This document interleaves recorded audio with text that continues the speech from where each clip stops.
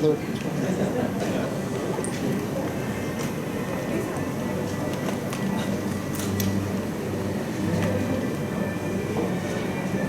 you, sir. Can you please be seated?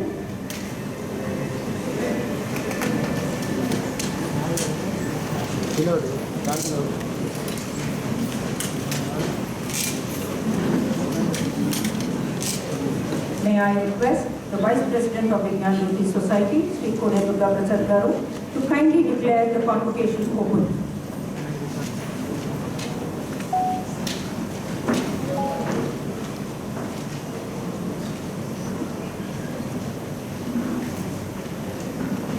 This convocation of Vignana Jyothi Institute of Management has been called for to confer postgraduate diploma in management upon the candidates who have been certified worthy of presentation. I now declare the convocation open.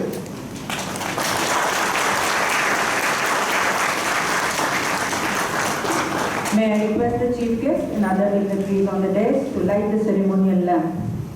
I request the students to assist the guests. May I request the audience to please stand and remain standing till the invocation is over.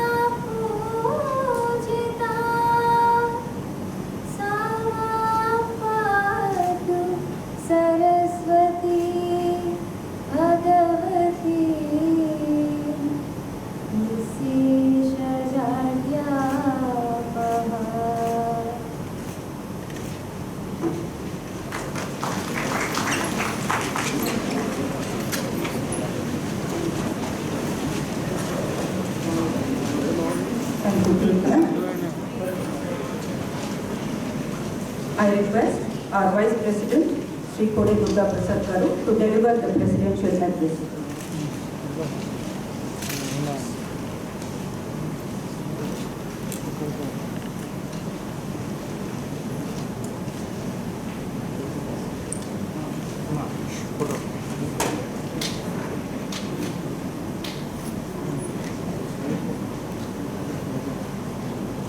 Good morning, everybody.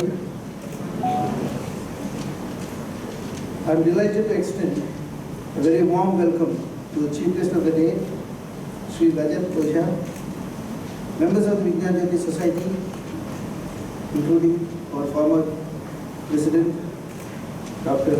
D.N. Rao, the Director, faculty and staff of VGIM, graduating students, parents, and all the dignitaries assembled here on the 28th convocation of Vignana Jyothi Institute of Management. It's indeed a momentous occasion for the class of 2022 and their parents. My heartfelt congratulations to all of you, and a special commendation for those receiving awards and medals for their outstanding achievements in the institution here. My dear graduates, We are proud of your accomplishments and know that it required resolve, hard work, and determination to reach it. Today's ceremony represents a celebratory rite of passage for you, an opportunity to share your academic accomplishments with your teachers, mentors, fellow graduates, and all your loved ones. This day also marks the beginning of true education in the real life and lifelong learning for you as you step into a new world in which powerful global forces are changing how we live and how we work. We live in an era in which disruptions caused by climatic change, path-breaking technological innovations, demographic shifts, fractured and multinodal world, social instability, global pandemic, high expectations from everybody, and the thirst for immediate results, and other trends threatening the survival of nations, organizations, society, and individuals at every stage. At the same time, these same disruptions open up significant new opportunities for those who embrace them successfully, adapt them, and adopt them on a continuous basis. I'd like to briefly touch upon some of these mega trends, but not in any particular order, that will impact our lives. After more than 10 millennia of relative stability, the Earth's climate is changing. And as average temperatures rise, which we feel on a daily basis now, acute hazards such as heat waves, floods grow in frequency and severity, and chronic hazards such as drought and rising sea levels intensify. We hear of them at regular intervals, not only in India, but abroad as well. Unfortunately, India has the world's highest social cost of carbon today. The effect of climate change on organizations can lead to business failures unless they fundamentally recognize, reconfigure their businesses, and actively manage ecosystems, resource insecurity, scarcity, and cost increase, and supply chain disruptions. The emergence of applied AI has triggered immense interest in recent times. Several discussions, debates are raging across the world on the potential beneficial and detrimental impacts of this disruptive technology to the society. There's nobody better than him here, our chief guest, who can speak of this. The latest dialogue we have been witnessing is on ChatGPT and its impact on various fields, including academics. Massive pressure resulting from social and economic polarization, disruption, demographic change, and most importantly, trust is leading to greater social unrest across the world. The impact of this trend on individuals will be a declining ability to afford a decent life, shrinking upward mobility, and declining personal safety due to unrest, societal unrest. The fact that regular disruptions will become a norm or business as usual, the new normative, is beyond doubt. The questions that you really need to answer are whether you will find yourself invigorated or frustrated with the disruptions, whether we adapt to the change and adopt the societal modifications needed, and what key skills and attributes we will cultivate in order to take the challenges posed by these disruptions. In my view, three leadership skills are crucial for working in this complex and volatile environment, including these three I will try to enumerate. The first is to learn and adapt, which I have mentioned just now. To thrive in the complexity of our new ecosphere, future leaders must reorient to suit new conditions and pivot with purpose, for which continuous reskilling and lifelong learning habits are the prerequisites. Secondly, the experimentation and innovation. Budding leaders need to be the first mover or the fast follower to stay on top of the emerging trends and technology that have material consequences. The COVID-19 crisis highlighted how ability to innovate quickly is paramount, and India has proven that it is number one in the world to make this, to adapt these changes, whether in the production of the drugs that are needed or ramping up our own manufacturing capabilities for various requirements. India has homegrown employees and customers turning to digital services in unprecedented numbers, and seismic shifts in global economy have pressured organizations to experiment and innovate like never before. The third prerequisite that I was speaking of is resilience. The ability to bounce back when knocked down by life helps us to endure and thrive. In a disruptive world, coping with stress and catastrophe is vital, as adversity and new challenges become the mainstays of life. As I come to the end of my address, I advise you to apply the knowledge and experience with hard work, honesty, integrity in addressing country's most pressing challenges. Here I shall quote the great anti-apartheid activist and President of South Africa, Nelson Mandela, while addressing the nation at the annual Freedom Day celebrations.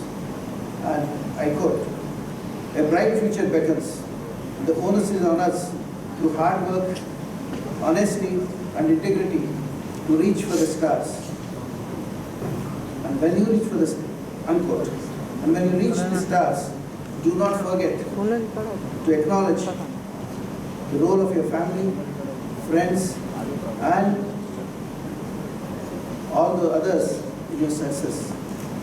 I wish each one of you all success and Godspeed in your new journey.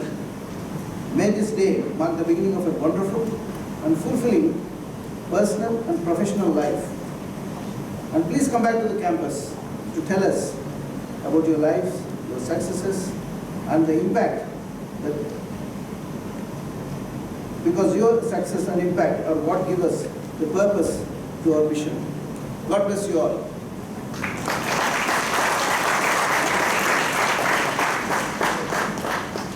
Thank you, sir. May I now request our General Secretary, Sri J.S. Rao Garu, to introduce our Chief Guest, Mr. Rajat Oja.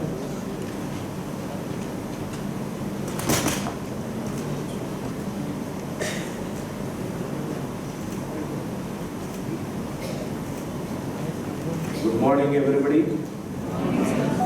Much louder, please. Let us have that energy in this room. We are all going to get graduate now. So, let us fire up that energy. I have been asked to introduce the chief guest of the day.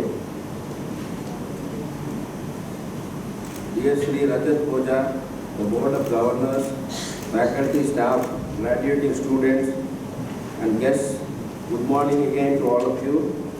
Hearty congratulations to all the graduating students and the parents.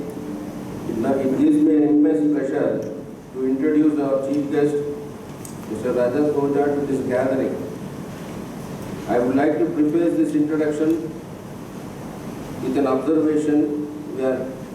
We are having amidst us an accomplished individual.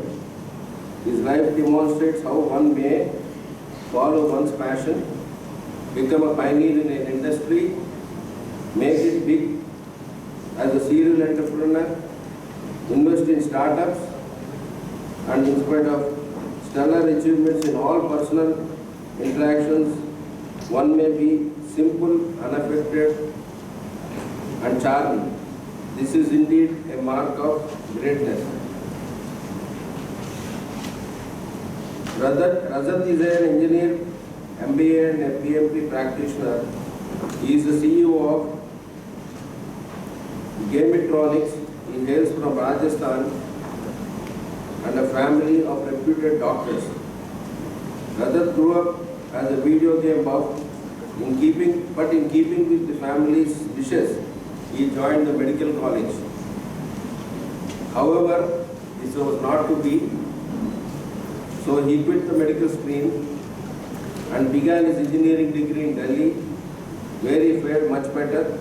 After receiving his degree, Mr. Mr. Rajat worked in India and US in various software industry with IBM, Toshiba, and here to note is, in Toshiba he was the youngest global tech director.